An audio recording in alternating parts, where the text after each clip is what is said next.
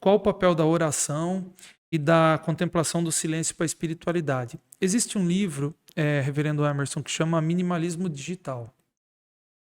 Nesse livro Minimalismo Digital, ele fala muito, ele fala acho que um ou dois capítulos a respeito da contemplação do silêncio.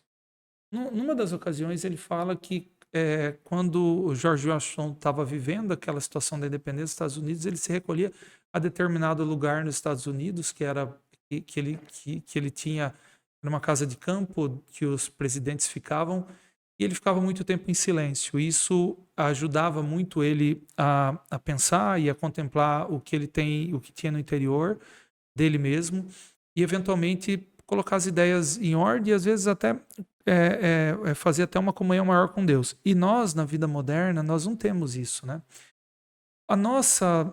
Eu penso que a nossa geração, a minha e a sua, ainda tem.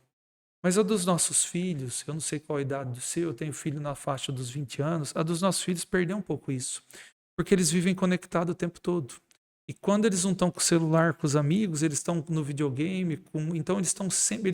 Essa situação de você ficar isolado, em silêncio ou só, essa nova geração se perdeu. Tem o seu lado bom, mas também tem o seu lado ruim, e eu chamo muito isso a atenção do meu filho. Então, queria que a gente falasse um pouco a respeito disso.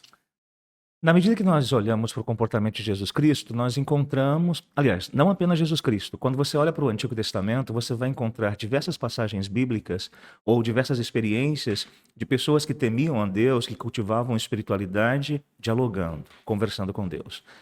Quando nós tomamos como exemplo a Jesus Cristo, nós encontramos também Cristo separando determinados momentos da sua vida e cultivando essa relação de diálogo, de comunhão com o próprio Deus. De tal modo que ele chama os seus discípulos, mas os discípulos não conseguem compreender a natureza deste caminho.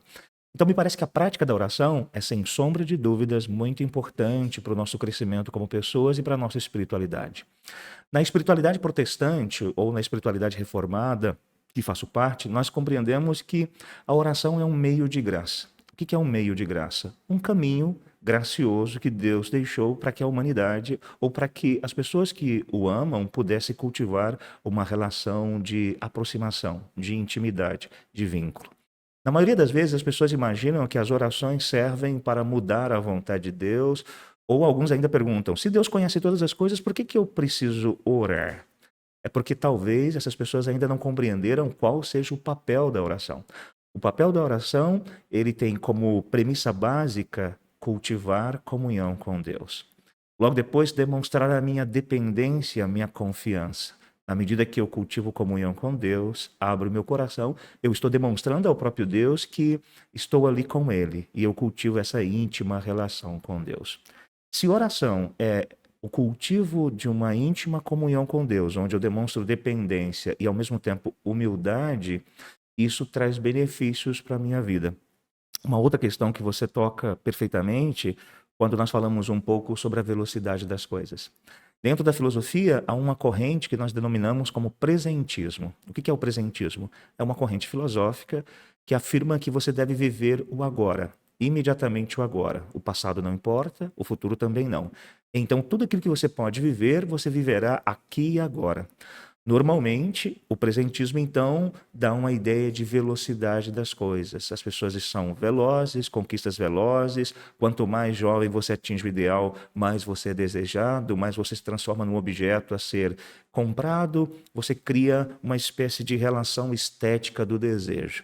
O presentismo traz implicações problemáticas, que é a incapacidade de acalmar o coração.